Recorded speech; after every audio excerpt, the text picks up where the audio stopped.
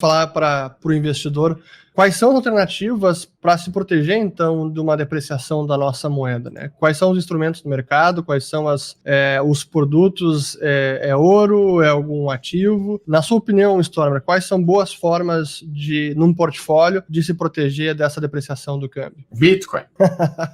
Essa é a do momento, né? Bitcoin. Tá, Bitcoin. Para mim, Bitcoin. Bitcoin vai chegar em $100.000, na minha opinião, em pouco tempo, tá? Existe uma corrida mundial em direção às criptomoedas. Então, para mim, a forma mais fácil e mais eficiente para uma pessoa aqui no Brasil hoje dolarizar parte do seu patrimônio é Bitcoin. Tá? Lembrando que Bitcoin não é um tipo de investimento. Bitcoin é uma reserva de valor, tá? É uma moeda, ela não produz juros, ela não produz um fluxo de caixa. Agora, se a pessoa quiser investir em algo dolarizado, aí é diferente, aí não é mais Bitcoin. Aí nós estamos falando eventualmente de comprar ações em dólar, mandar dinheiro para o exterior em dólar. E dessa maneira, então, produzir uma reserva dolarizada lá fora. Uma outra alternativa, aqui mantendo o dinheiro aqui no Brasil, fundos cambiais. Não sou muito fã. Entre um fundo cambial e um fundo ouro com proteção cambial, acho que eu preferiria o fundo ouro proteção cambial. Mas eu queria ver a opinião do Leandro nisso. Cara, eu acho que... Até aproveitando, complementando a pergunta do Stormer para o Leandro, a gente tem agora um leque maior também de opções na Bolsa Brasileira. Os ETFs de ações globais, ETFs de ações americanas. Sim. Os ETFs também não é uma opção? O bom é que a gente está vendo uma época que nunca foi tão fácil fazer diversificação. No passado era bem mais limitado o que você poderia fazer. Então, você tem que pensar, num primeiro momento, em algo que antecede essa discussão, que é a questão da jurisdição, né? Para ter a proteção real em relação às intempéries aí políticas, né, jurídicas brasileiras, você precisa ter uma parte do seu patrimônio em outra jurisdição, né? Essa seria a blindagem completa. Porque se acontece alguma coisa no Brasil e o dinheiro está aqui, no final das contas, você está limitado, né? A gente viu, pegando o exemplo aqui do nosso vizinho, o péssimo exemplo do nosso vizinho, a Argentina, fez lá o Corralito. Ou seja, os argentinos tinham depósito em dólares, o governo falou, não, vem aqui, ó, dá esses dólares aqui, eu te devolvo o meu peso aqui, né, subvalorizado, e era isso, não tem o que você fazer, cala a boca. Então, é claro que acontecer isso no Brasil ainda está longe, a gente não vê a perspectiva disso, mas quem coloca a mão no fogo, né, com os nossos políticos, com o nosso sistema, então vai saber, né, e essa vivência que eu tive em Miami, durante todo esse tempo que eu estou morando fora, eu conversei com pessoas que literalmente salvaram a sua vida financeira por ter recursos lá nos Estados Unidos, né? Pessoas que estavam na Venezuela e tinham recursos nos Estados Unidos e foi o que sobrou, o resto 100% perdido. No nosso escritório lá em Miami tinha um senhor que fazia reparos gerais, que era um estancieiro, ele tinha uma fazenda de 10 mil hectares. Um dia chegou lá o pessoal do partido e tomou a fazenda dele, e tchau, né? E deram a reparação em bolívares lá que não vale mais nada. E ele só tinha alguma coisa e falou, graças a Deus eu tinha alguma coisa aqui, que é o que eu estou sobrevivendo agora, né? São as reservas que eu tinha aqui nos Estados Unidos. Então, do ponto de vista de blindagem mesmo, essa é a blindagem 100%. Né? Mas nós sabemos que no Brasil não é bem assim, é um país muito maior, né? Seria difícil acontecer o que aconteceu na Venezuela, chegar nesse nível, né?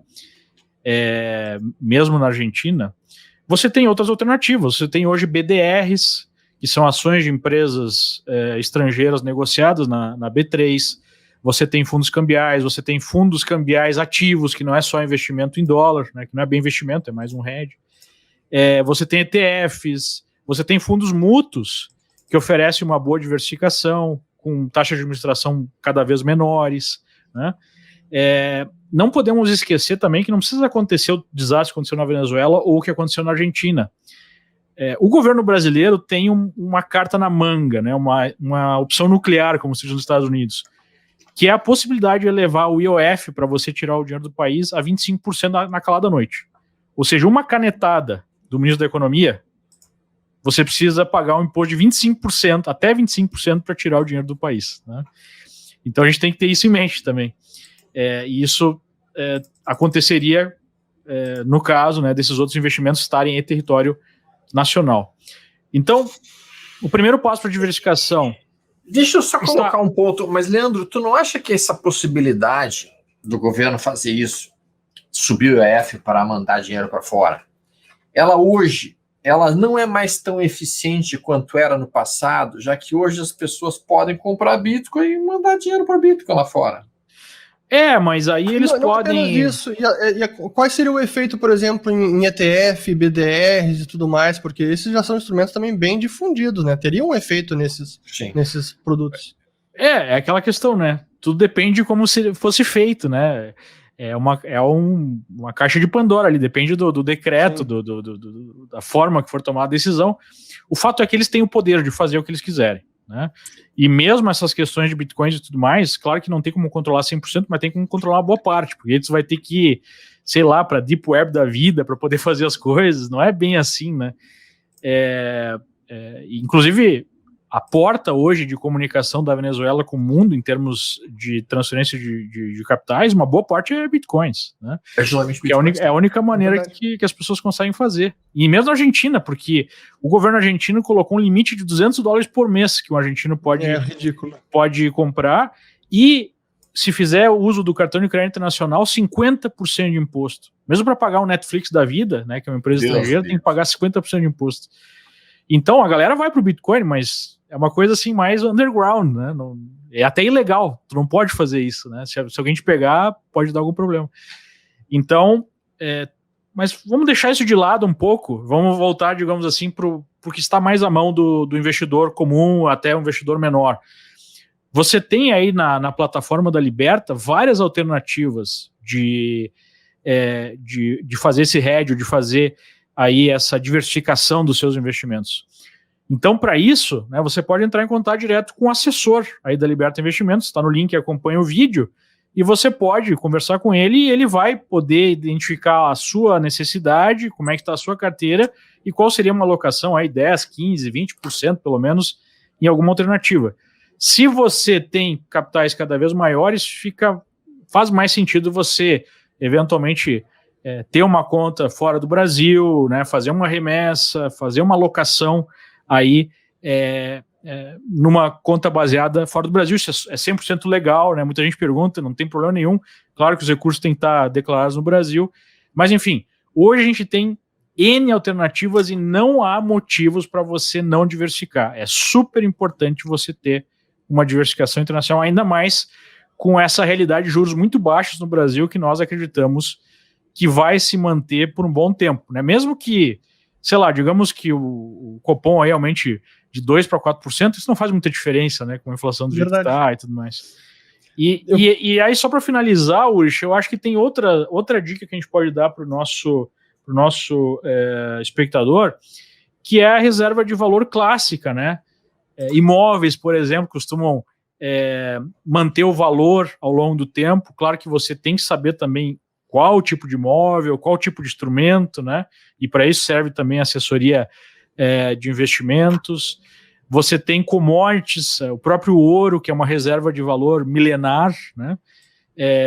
Você tem investimentos em empresas que têm fluxo de caixa em dólares, como a própria Vale da Vida, né? Que não deixa de ser um hedge, outras ligadas ao setor de commodities. Enfim, você tem que pensar assim, num mundo que corre para desvalorizar as moedas, ativos reais acabam funcionando como proteção, até mesmo ações, né? Porque você não pensaria em ações como uma proteção, mas se você tem empresas muito sólidas, com fluxo de caixa cavalar, né, como uma Apple da vida, como uma Amazon, e ainda no setor de tecnologia, que está dominando todos os espaços, tem momentos que a Apple, os seus títulos pagam menos juros do que os treasuries americanos. Ou seja, é o investidor dizendo que... E várias vezes a Apple tinha mais dinheiro em caixa que o Tesouro Americano. Então, o que o investidor está dizendo? Olha, uma Apple é mais segura que o próprio governo americano, né? Claro que, no limite, isso não faz muito sentido, porque a Apple está dentro, né, da jurisdição americana e cumpre as regras americanas e tudo mais. Mas, na prática, né, as ações podem sim funcionar como uma proteção. Eu queria só para, aqui como recado final meu, já está com mais de 40 minutos aqui de almoço grátis, que o investidor também compreendesse que hoje, ao contrário do passado, lá do início dos anos 2000, talvez o principal termômetro de risco país seja justamente a taxa de câmbio. Então a taxa de câmbio pode variar bastante. Felizmente, o Brasil hoje quase não tem dívida pública denominada em dólares, que era chamada dívida externa. Então, hoje, a nossa dívida é alta, mas ela é denominada em reais. No limite, o Banco Central vai imprimir, o governo vai colocar o Banco Central para imprimir dinheiro, gera inflação e paga a dívida com uma moeda desvalorizada. No limite, isso ocorre. Então, não há mais um calote oficial, como acontecia lá na década de 80, 90, que era o chamado calote da dívida externa. Mas, por outro lado, a gente tem hoje um regime de câmbio flutuante. Isso significa que a moeda pode variar de valor. O Banco Central define taxa de juros, não define taxa de câmbio. Então, toda a sensibilidade, o que eu digo que é o termômetro de risco de país, acaba migrando muito para a taxa de câmbio. Então, por isso é importante também ter essa diversificação de moeda, não ficar 100% em reais, porque nenhum investidor do planeta fica 100% em reais. Não tem por que um brasileiro fazer isso. Então, esse é o meu recado final. Leandro Stormer... A gente só tem que lembrar, né, Oris, que a gente teve um exemplo do que acontece mesmo não tendo dívida pública em dólar. A gente tem empresas altamente endividadas em moedas, claro, né, fortes. E isso, em caso de desvalorização, pode colocar essas empresas numa situação muito complicada, né? Então, se você for alocar recursos em ações, veja a exposição também em câmbio e saiba, né, o que pode influenciar nessas empresas. Eu sempre dou a dica para o pessoal nos cursos. Quando você vai ser um investidor de prazo maior numa empresa, elenque 3 coisas que essas empresas, né, que são determinantes para essa empresa. E tem algumas empresas mais alavancadas, mais endividadas, que o câmbio é super importante, né? Então, isso pode afetar, inclusive, a própria taxa de câmbio no Brasil, mesmo o Brasil não tendo taxa, tendo dívida em dólares, porque essas empresas, tendo que buscar dólares no mercado, podem fazer a taxa ser mais pressionada ainda, né? Sim, se o setor privado tiver bastante endividado em dólares, pode pressionar, sem dúvida.